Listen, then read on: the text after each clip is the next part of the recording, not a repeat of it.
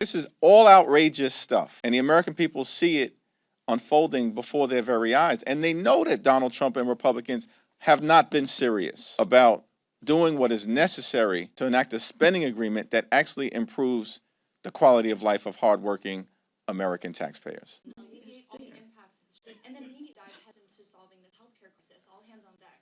As has been the case, and as Angie Craig and Rosa DeLauro, who I'll yield to momentarily, have repeatedly said, the funds have already been allocated by the Congress in a bipartisan way to allow a continuation of SNAP benefits through November 1st, deep into the month of November, and there's additional funds that are available to be reallocated so that not a single person in this country goes hungry. And if that happens beginning on November 1st, it's because Donald Trump and Republicans want the American people to go hungry. And that's the problem that we confront. Yeah, that's absolutely the case. And that's exactly what the lawsuit that was filed across this country by 23 states, District of Columbia, others, says that they have an absolute legal responsibility to use the contingency fund to fund SNAP, that we have never seen a lapse in funding of SNAP during a government shutdown previously. And they also have the authority, Secretary Brooke Rollins, to move additional money over to make sure that not a single child in this country goes hungry. They are ignoring their legal responsibility.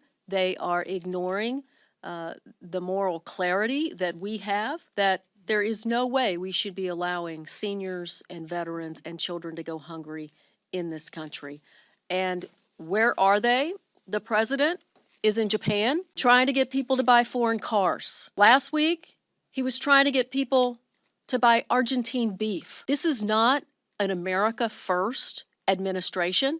These are not America First policies on behalf of this administration. And what people really care about in Minnesota and across this country is what's happening in their own budgets. And what's happening in their own budgets is that this president's trade wars, attacks on family farmers by decimating the farm economy, is causing farm bankruptcies to dramatically increase across our country. And look, it's a slap in the face to family farmers. Without those farmers, we will not have food security in this country, and this administration needs to step up and do the right thing. By the way, supplemental nutrition assistance program, we just don't sit here and say, okay, we're going to pass this law today, and Democrats and Republicans are going to agree to that, and the president signs it into law, and then we say, oh, hey, did we really mean to do that? And just to ignore that, which is what is happening. It is in the law, and they are violating the law because they don't have the political will to do it. Because, you know why? Because what they want to do is, as Secretary Rollins did this afternoon on TV, is to say that the Democrats are responsible for taking food out of the mouths of children, or some other, quite honestly, cockamamie excuse that she might have for not following what the law of the land is. But it is, quite frankly, starting with January, there's been an unbelievable violation of the Constitution and the laws of this nation with this administration. But let's stand our ground and let the people know that the money is there. They need to wave their magic wand, and the money will go out, and in short order, we'll be able to get 42 million people fed in the way that the food stamp program has done from its outset. Let me thank Congresswoman Rosa DeLauro and Congresswoman Angie Craig for their continued leadership. Thank you.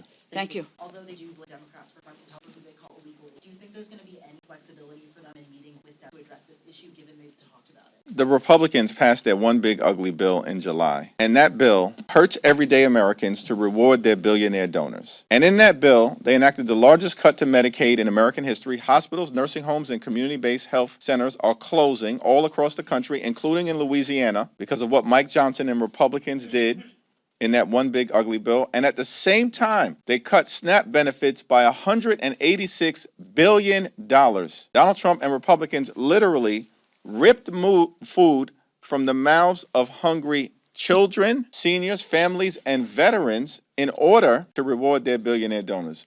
That's what the one big ugly bill was all about. And so at this moment in time, these Republicans have zero credibility as it relates to the issues connected to health care and SNAP, because the American people have already seen what Republican policies look like. And that's ripping health care away from millions of Americans and doing the same thing as it relates to nutritional assistance. Our position continues to be clear. Let's sit down. Let's reopen the government. Let's find a path toward a bipartisan spending agreement that actually meets the needs of the American people.